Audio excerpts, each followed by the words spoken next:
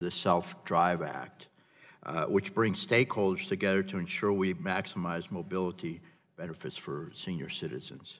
How do you see self-driving vehicles improving the lives of senior citizens?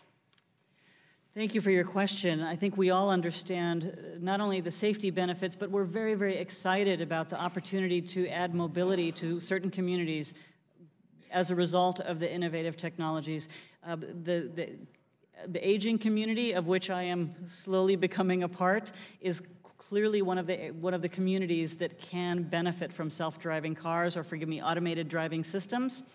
So we look forward to seeing the technologies evolve safely and test safely so that we can see that mobility and safety promise come to our streets. Okay, thank you. Next question, given significant mobility benefits of self-driving cars, you just mentioned that, how is NHTSA focusing on these certain segments of our population, such as those with disabilities? Do you mean in the context of automated driving systems specifically? Yes. Very good. So in our discussions of the automated driving system promise, we're hosting many dialogues and taking comments to understand not only the benefits but the concerns. In particular, one of the things the research tells us, and I think many of us read this in the newspaper reports, is that consumers have questions and concerns about the emerging technology. That's not surprising because the technology is emerging and it's very hard for all of us to understand a thing we haven't experienced or seen yet.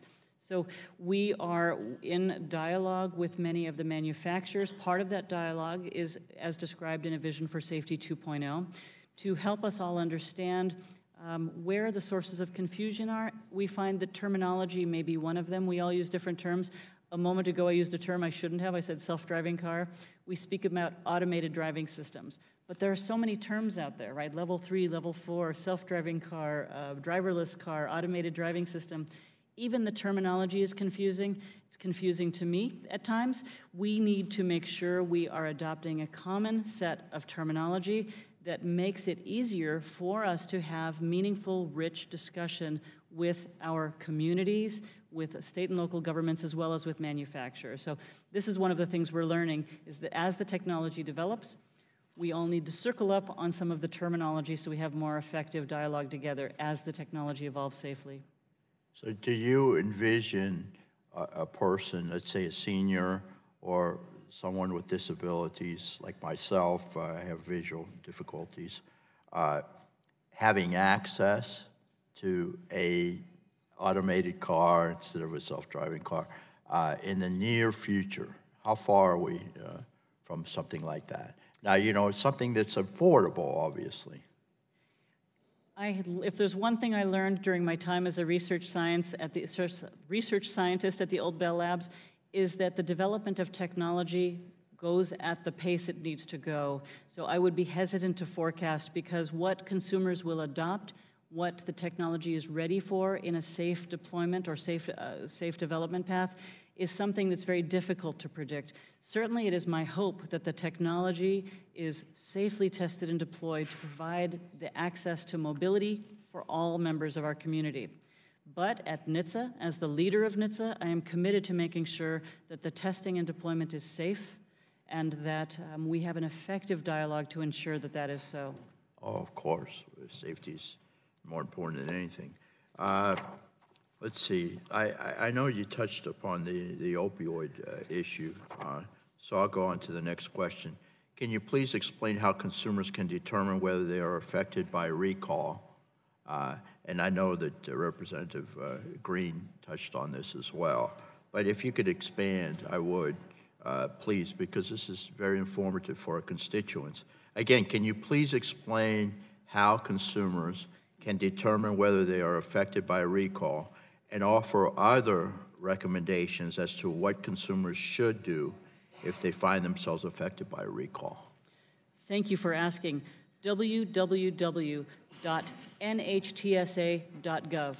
That is our website, the National Highway Traffic Safety Administration, www.nhtsa.gov. One will see there, right at the top of our webpage, a recalls banner. One can click and go in and enter a vehicle identification number and see any outstanding recalls on one's vehicle. I routinely check it. I have become clearly much more sensitive to the urgency of recalls since I have been at NHTSA. One can enter one's email address and get an alert to remain always current on outstanding recalls. For those who may not have a computer or feel comfortable doing so, a consumer can call the dealership, they can call the manufacturer, and they can have it checked. I do use a dealership for my own car, and I find it helpful that they keep a file and they'll tell me whether or not there's anything outstanding, and they can describe it to me if I have any questions. But the key is that consumers find out whether or not they have whether they have an outstanding recall, and if it is an urgent recall or any recall, they should act. But in particular, the do not drive recalls announced on Monday are absolutely critical. Do not drive, call the dealership, a tow truck will come, the recall remedy is free. Give us the number again, please, for those who are watching. Absolutely. Let's see, where did I put it? I looked up from my piece of paper. I would like, if you don't mind, if we could post it on your website. I would recommend people go to www.nhtsa.gov, and I seem to have misplaced my phone number in my sense of urgency that consumers find out about the recalls outstanding on their vehicles. Thank you very much, and we want to put that on our websites as well, so that consumers can have access. So thank you very much, and I yield back, Mr. Chairman. Appreciate it. Thank you very much. The gentleman's time has expired, and the chair now recognizes the gentleman from Massachusetts for 5 minutes. Thank you, Mr. Chairman. I want to thank our witness for being here as well. Thank you for your work. Thank you for your service. I want to ask you to touch on a couple of different rulemakings that I believe NHTSA was supposed to have begun, and just ask for an update on that process if I can.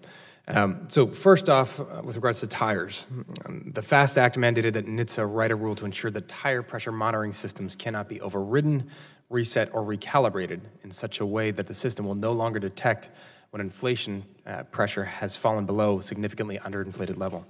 NHTSA has yet to take any action on that requirement. So, Ms. King, I was hoping you could shed some light on when NHTSA will issue a final rule on that tire pressure monitoring system.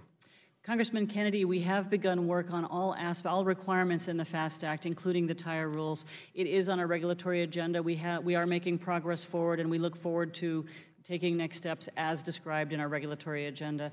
I believe we have a proposed rule step before we go to the final rule step, and I look forward to discussing that with you. And ma'am, do you have any, I realize I'm putting you on the spot a little bit here, do you have any idea as that months, is that how many months, how long till we think we're getting to that process? I would like to consult the regulatory agenda and send you the date that we have currently scheduled. I myself have been receiving information about that rulemaking, and I'll say myself becoming smarter about the requirements in the tire pressure monitoring system rulemaking. So thank you, ma'am. I know it's something that's under active discussion, not only from us, but from those interested parties. So if your staff could follow up with that, I'd appreciate it. Thank you. Similarly, with the seatbelt reminder rulemaking, MAP 21 required that NHTSA initiate a rulemaking proceeding to require rear seatbelt reminder systems. Again, my understanding is that NHTSA has not taken any public action on that statutory mandate. And in fact, the agency has been sued by safety advocates for its failure to take action. Can you bring us up to date on whether NHTSA has initiated a rulemaking proceeding on the rear seatbelt reminders? Again, I'd be happy to follow up with you on the date consulting the regulatory agenda. It's clearly very important to us to protect all occupants of the car. Many of the rulemakings addressing vehicle safety, we do research before we issue a final rulemaking to make sure we consider any unintended consequences of the rulemaking. And so, Ms. King, has the process started on that yet, or is it underway? Where are we in it? I would be happy to send more information about the status. I'll say, unlike the tire pressure monitoring system, I personally have not been engaged in some of the technical details, but I also have a large team that works very diligently on all of the requirements under the FAST Act. I know work has been initiated on all of them, and I'm happy to provide more detail about the stage of the work. Okay, I'd appreciate that.